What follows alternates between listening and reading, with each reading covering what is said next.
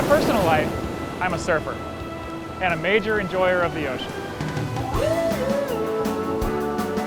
This is APL, the Applied Physics Laboratory at the University of Washington in Seattle.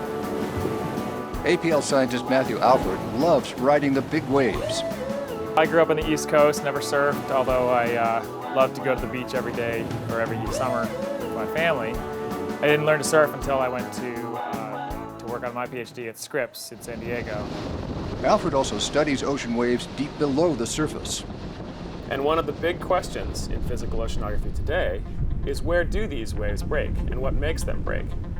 That's important because when they break, they take the cold water that's normally down deep in the ocean, and then they move it upwards, so that you're doing a big stirring and a mixing of that water. And the way that that ocean transports that cold water and the warm water around is very important for the response of the ocean and the atmospheric climate system. Gravity waves are big. They can go from the surface all the way down to the seafloor. It's not uncommon to have waves that are 100 meters high, which is a 30-story building. And big, deep waves have a long reach. Some of our work suggests that, in fact, these waves are started in Hawaii and they go all the way across the Pacific, and that they break on the continental slopes by Alaska, Washington, and Oregon, so our own coast. Satellites can spot deep waves. From space, a ripple of only a few centimeters, pulsing over vast areas of ocean. But on the surface, potentially hazardous.